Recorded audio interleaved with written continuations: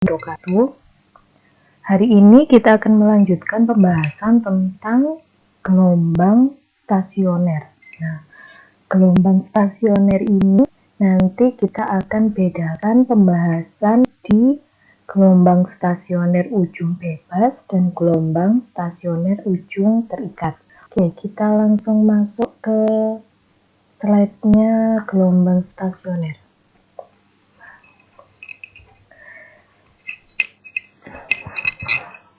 Bedanya gelombang stasioner dengan gelombang berjalan itu adalah pada kondisi amplitudonya. Jadi, kalau gelombang berjalan itu amplitudonya selalu konstan di setiap titik pada tiap waktu, maka di gelombang stasioner amplitudo itu berubah-ubah karena amplitudonya adalah perpaduan dari dua buah gelombang atau merupakan superposisi gelombang. Nah, di gelombang stasioner ini di sini disebutkan ya ada dua buah gelombang. Dua buah gelombang ini adalah ketika kita memberikan usikan, maka itu akan menyebabkan gelombang datang. Satu, jenis yang pertama. Kemudian ketika sudah mencapai ujung atau titik pantul, maka akan muncul yang namanya gelombang pantul. Nah, perpaduan atau superposisi dari gelombang datang dan gelombang pantul itulah yang menyebabkan nilai amplitudo itu berubah-ubah. Perubahan itu akan memunculkan istilah baru, yaitu istilah perut dan istilah simpul. Kalau perut itu berarti ketika amplitudonya maksimum. Tapi kalau simpul itu ketika titik amplitudonya minimum atau sama dengan 0. Nah, karena ada perpaduan atau superposisi inilah, kemudian gelombang stasioner juga disebut sebagai gelombang berdiri dan atau gelombang tegak. Ini berdasarkan hasil superposisi dari dua gelombang tadi. Oke. Bahasan kita yang pertama yaitu gelombang stasioner di ujung bebas. Maksudnya ujung bebas itu yang seperti apa? Kamu perhatikan di sini. Ujung bebas itu ketika satu ujung tali diberikan usikan, sementara ujung yang lain diikatkan ke tiang, tapi ikatannya itu tidak kencang. Sehingga tali itu masih bebas bergerak ke atas dan ke bawah. Nah, itulah yang disebut sebagai gelombang tali di ujung bebas. Ketika kita memberikan usikan di ujung sebelah kiri, maka akan muncul pulsa atau bentuk gelombang transversal di sini. Nah, ketika gelombang ini sudah sampai di titik pantul, maka akan muncul gelombang pantul yang arahnya menuju ke titik asal getaran atau titik asal gelombang. Ada istilah pembalikan fase. Fase gelombangnya itu sama, hanya saja arahnya yang berlawanan. Kita perhatikan gambar ini. Nah, di sini lebih jelas ditunjukkan ketika ada gelombang datang. Gelombang datang itu kalau kita perhatikan di sini ya, ini kita gambarkan satu persatu gelombang datang. Ketika mencapai titik pantul, kamu lihat bagian gelombang atau bagian puncak gelombang itu lama-kelamaan akan semakin hilang. Kemudian akan muncul yang namanya gelombang pantul. Atau kalau kita gabungkan atau kita superposisikan dua gelombang itu, gelombang datang ditunjukkan oleh gelombang warna pink. Oke. Kemudian gelombang pantulnya ditunjukkan oleh gelombang atau oleh gelombang yang diwarnakan biru di sini. Nah, istilah perut dan simpul. Perut itu adalah ketika simpangan atau amplitudonya maksimum. Berarti saat di titik pantul, nah ini garis yang di sini, ini kita sebut sebagai bidang pantul. BP, bidang pantul. Nah, ketika tepat di bidang pantul, itu muncul gelombang atau posisi amplitudo maksimum, maka dikatakan P0. Nih, P0. Setelah P0 maka akan muncul P berikutnya, perut-perut berikutnya ada P1, P2. Nah, sementara sampai di sini P3 dan seterusnya sampai tak hingga, tergantung panjang talinya. Kemudian ketika amplitudonya 0 atau amplitudo maksimum itu berarti posisinya ada di titik keseimbangan di sini. Maka muncullah istilah simpul. Posisi awal simpul 0. Simpul 1, simpul 2.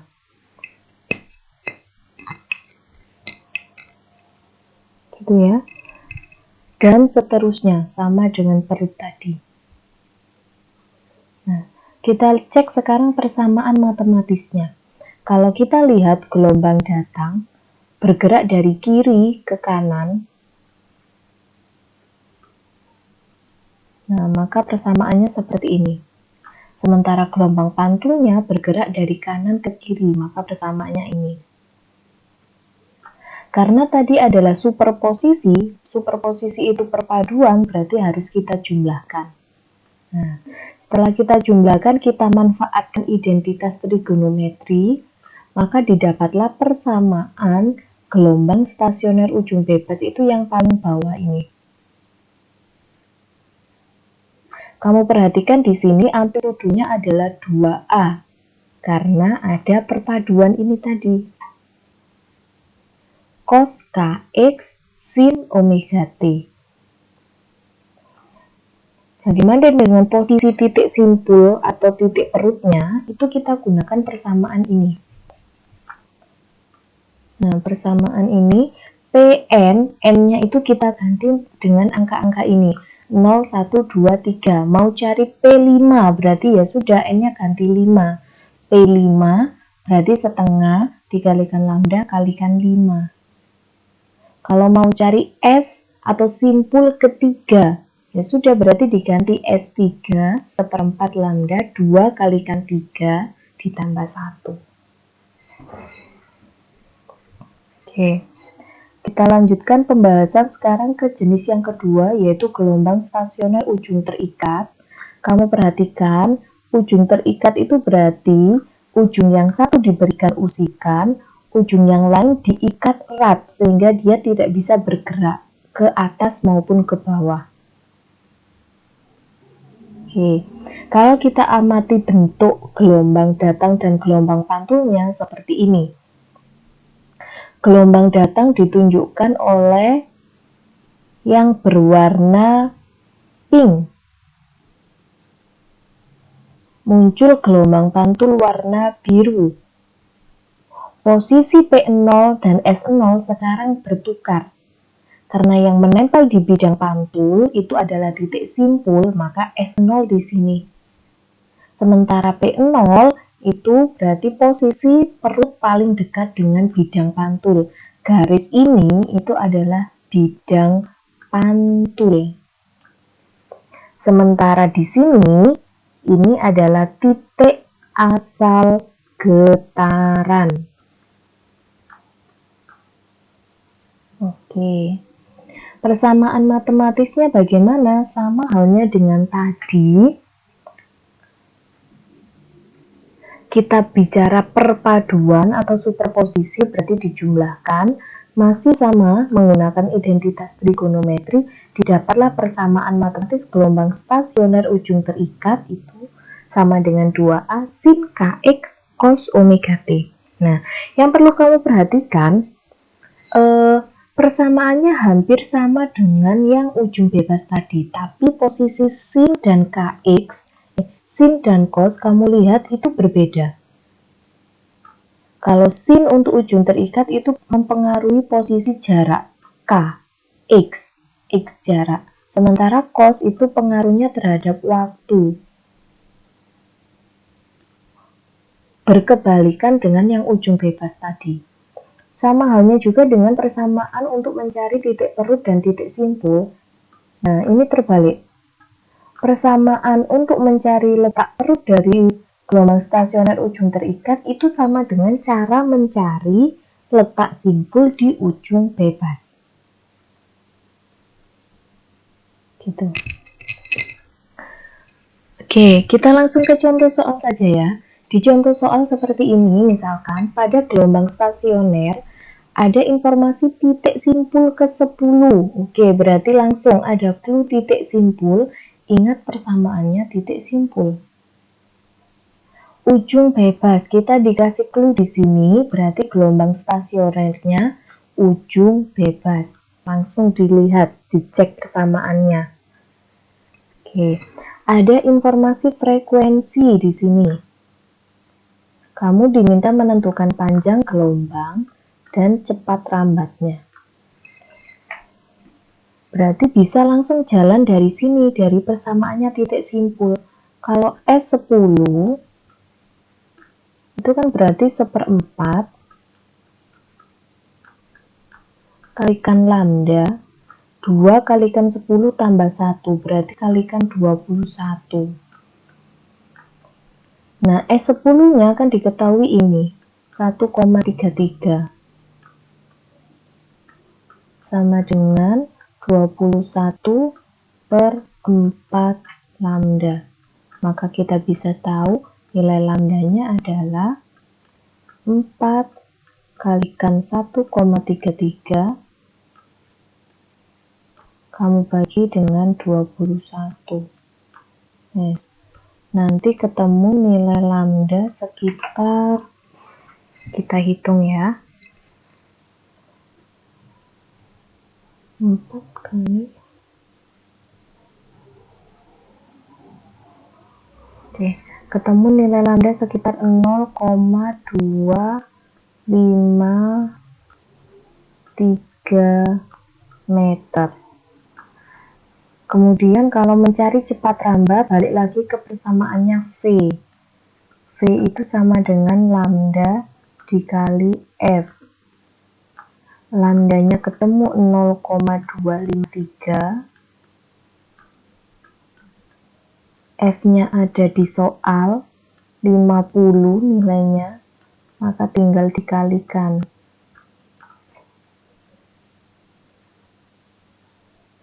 Ketemu nilai kecepatan rambatnya 12,56.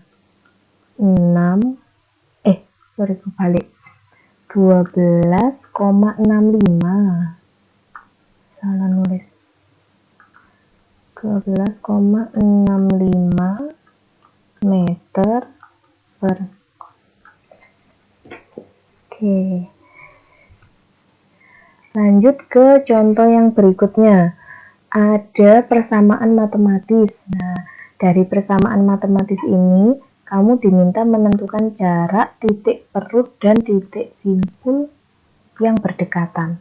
Oke, titik perut dan titik simpul yang berdekatan. Berarti cek lagi tadi persamaannya, atau kita lihat gambarnya ya. Ini tadi gelombangnya, oke. Tidak ada informasi dia gelombang ujung bebas atau ujung terikat. Berarti kamu harus perhatikan persamaan matematis. Cos-nya kaitannya dengan X, sin kaitannya dengan C, dengan T. Sekarang kita cek persamaannya. Balik ke slide sebelumnya. Cos kaitannya dengan X. Oke, berarti bukan ujung terikat, berarti ujung bebas yang dimaksud di situ. Nah, ini.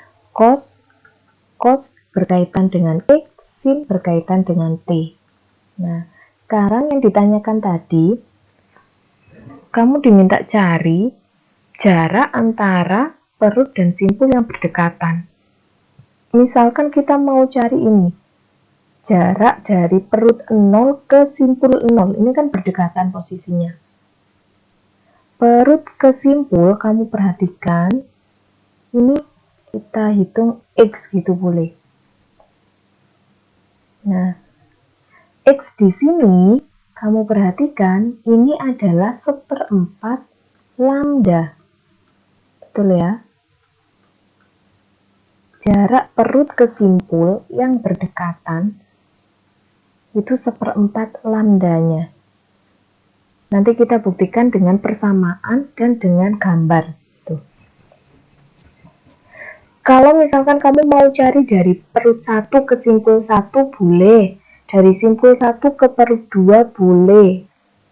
Pokoknya yang berdekatan. Itu tadi yang diminta. Oke, balik lagi ke contoh soal. Nah, di sini kalau misalkan kita tadi ya menghitungnya dari P0. P0 berarti harus tahu dulu nilai lambda. Nilai lambda dapat dari mana? Dapat dari K. Nah, K itu yang gandengannya dengan X. K itu bisa kita cari dari 2pi per lambda. Otomatis kalau mau cari lambda berarti 2pi per K. Langsung kita masukkan, berarti 2pi per 4pi. Berarti sama dengan setengah meter. Oke. Langsung masuk ke sini. Misalkan kita mau cari tadi P0 ya. Kita cari yang paling sederhana saja P0. P0 itu kan tadi nempel di titik pantul, berarti nilainya 0. Kalau kita masukkan kan berarti setengah dikalikan lambdanya setengah dikalikan n-nya 0, ya sudah, berarti P0 itu 0 meter dari titik pantul. Sementara S0 itu berarti 1/4 kalikan setengah kalikan 2 kali 0 tambah 1 berarti 1. Nah, hasilnya 1/4 kalikan setengah itu berarti 1/8. Maka X itu 1/8 dikurangi 0.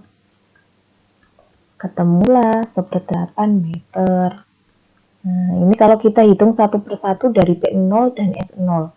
Kalau kita perhatikan gambar tadi ya, dari gambar itu kita bisa lihat bahwa X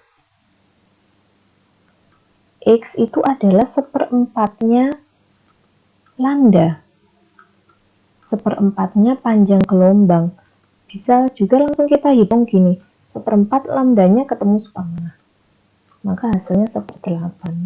Nah, cari cara paling simpel aja menurutmu yang bisa kamu pahami. Hasilnya tuh sama nanti. Dari gambar maupun dari rumus. Oke, lanjut ke contoh soal yang ketiga. Nah, ada informasi panjang tali itu 95 cm. Ini L, panjang tali. Punya nilai amplitudo A, 8 cm. Frekuensi F, 1/4 Hz. Sementara ujung tali lainnya terikat. Oke, ini ada clue, berarti gelombang stasioner ujung terikat. Jika getaran merambat dengan kecepatan, oke, berarti ini nilai V. Kamu diminta menentukan letak simpul kelima dan perut kedua. Nah, ini yang perlu kamu perhatikan, ada keterangan titik asal. Sementara rumus perut dan simpul yang kita rumuskan di awal tadi, itu dihitung dari titik pantul. Nah, maka harus teliti membaca soalnya. Rumus ini itu adalah jarak perut dan simpul dari titik pantul.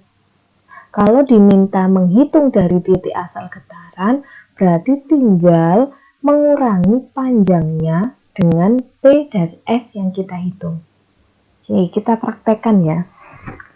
Dari informasi di sini ada V, ada F, maka kita bisa cari nilai lambda. V itu kan lambda dikalikan F. Atau lambda itu sama dengan V per F. V V-nya ada 3, F-nya 1/4, berarti lambdanya ketemu 12, satuannya cm.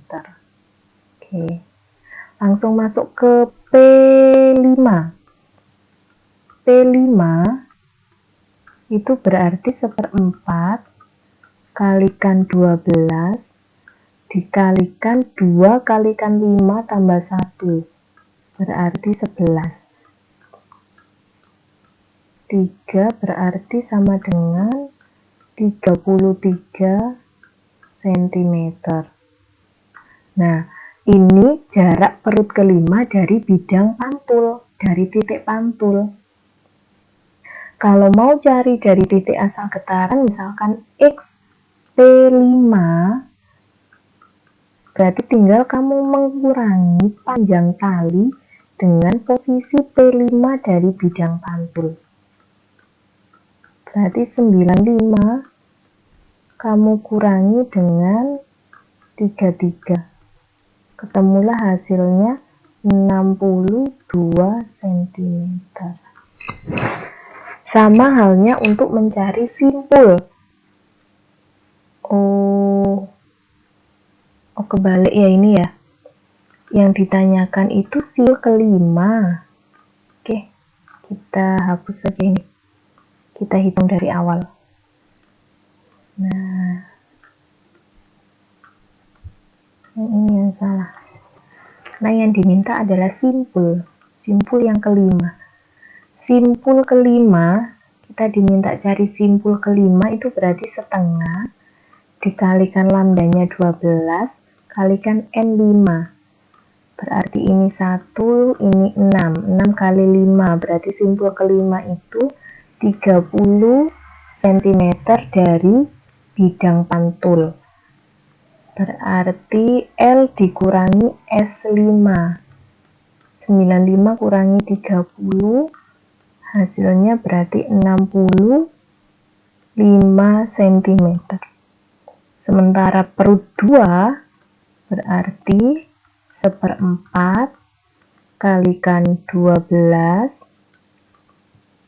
dikalikan, ini ada tanda dot ya di sini, 1/4 kalikan lambda kalikan N, N-nya 2, coret 3. Berarti perut kedua itu jaraknya 6 cm dari bidang pantul. Maka X perut kedua itu berarti 95 dikurangi 6, berarti sama dengan 89 cm dari titik asal getaran. Gitu. Oke, lanjut ya. Nah, ini bahasan terakhir. Kita membahas tentang gelombang ujung, gelombang stasioner. Gelombang stasioner itu terjadi juga ketika kita menganalisis dawai atau senar. Itu contoh penerapannya gelombang stasioner. Nah, percobaan tentang dawai itu diselidiki oleh Melde menyelidiki hubungannya atau kaitannya cepat rambat V dengan gaya tegangan F dan massa serta panjangnya dawai. Desain percobaannya seperti yang ditunjukkan oleh gambar. Jadi gelombang itu diberikan usikan melalui vibrator. Kemudian gelombang ini, gelombang talinya, tali dibuat tegang itu dengan menambahkan beban di ujung bawah sehingga tali tertekan. Nah, ketika vibrator dinyalakan, maka di bagian ini muncullah pulsa-pulsa gelombang transversal, di mana akan muncul di sini titik asal getaran, ini sebagai bidang pantulnya, muncul gelombang datang dan gelombang pantul. Nah, ini sama halnya juga kalau kita amati dalam gitar ya, dalam senar gitar. Ketika kita memberikan usikan di sini, maka akan muncul gelombang. Karena kedua ujungnya terikat, maka akan muncul gelombang datang dan gelombang pantul, sama halnya dengan membahas tentang gelombang stasioner ujung terikat. Nah, posisi tangan kita memberikan usikan itu mempengaruhi jumlah panjang gelombang atau jumlah perut dan jumlah simpul yang terbentuk. Kalau kita memberikan usikan tepat di tengah, maka akan muncul hanya setengah gelombang.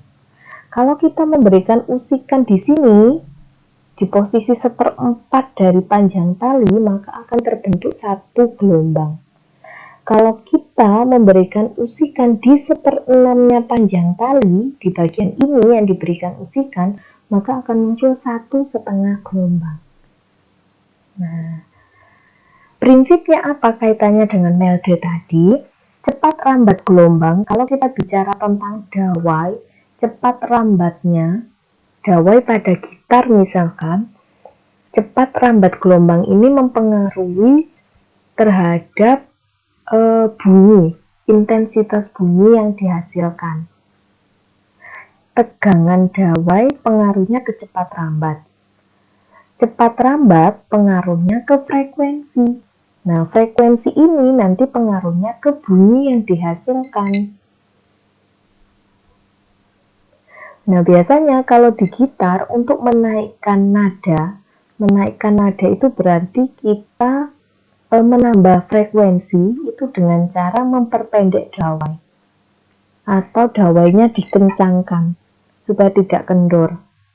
Nah, dari ini kita bisa tahu ternyata tegangan dawai itu mempengaruhi kelajuan, mempengaruhi bunyi yang dihasilkan.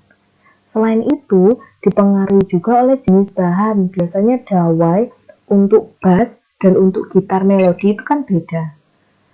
Diameter dawainya ada yang tebal, ada yang tipis. Itu juga pengaruh ke bunyi yang dihasilkan. Kalau kita bicara persamaan matematisnya melde, dari pernyataannya tadi, kaitannya V, F, dan massa serta panjang, itu kalau kita rumuskan secara matematis munculnya ini. Nah, karena mu atau tadi rapat massa, istilahnya mu itu adalah rapat massa, massa persatuan panjang, kita tulis M per L, sehingga kalau kita rubah jadinya FL per M, sementara M kalau kita kaitkan dengan massa jenis, Rho itu kan M per V.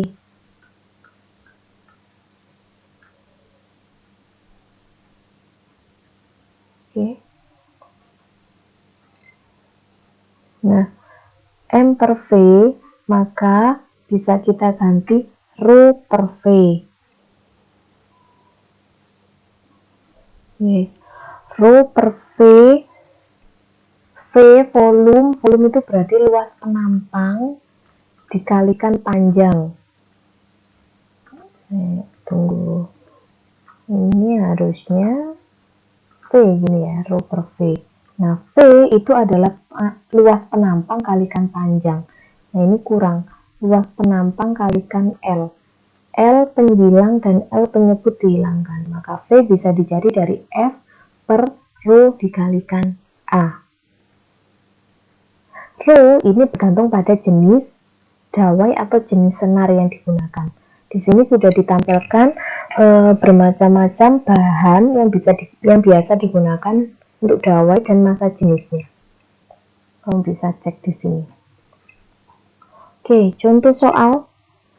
Ada kawat tembaga sepanjang 1 meter, ini berarti informasi L, diameter, informasi D, berarti nanti bisa kita gunakan untuk mencari luas penampang. Luas penampang dawai itu adalah lingkaran. Rumusnya luas lingkaran itu setengah pi R kuadrat atau 1/4 pi D kuadrat. Oke, kita langsung cari saja ya luas penampangnya 1/4 kalikan 3,14 dikalikan diameternya 1,3 dia milimeter rubah ke meter, berarti 10 pangkat min 3 dipangkatkan 2. Oke, kita hitung.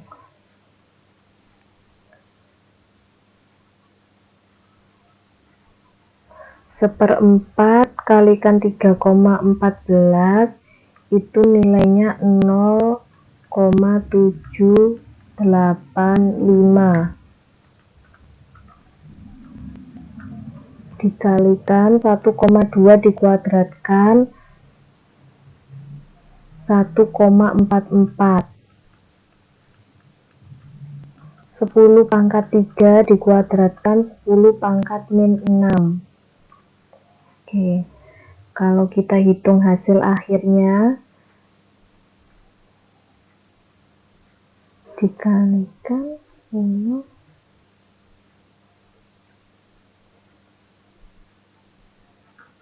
0,785 kalikan 1,44 itu nilainya 1,1304 kali 10 pangkat min 6 meter kuadrat. Kamu diminta menghitung kecepatan rambat gelombang, berarti V sama dengan akar, yang kaitannya dengan A tadi berarti F per rho dikalikan dengan A. Rho-nya adalah jenis kawat tembaga, berarti cek di tabel. Rho tembaga itu 8930, langsung kita gunakan. Akar F-nya 10, rho-nya 8930 dikalikan luas penampangnya ini 1,1304 10 pangkat min 6. Oke, berarti sama dengan pangkatnya kita naikkan, berarti 10 pangkat 7 per, sekarang kita hitung pembilangnya, 8930 dikalikan dengan 1,1304, hasilnya 10.094,472. Kalau langsung kita hitung 10 pangkat 7 dibagi dengan ini tadi, hasilnya 9990, kita akar, ketemu hasilnya V sama dengan 31,47 meter per sekon. Tuh.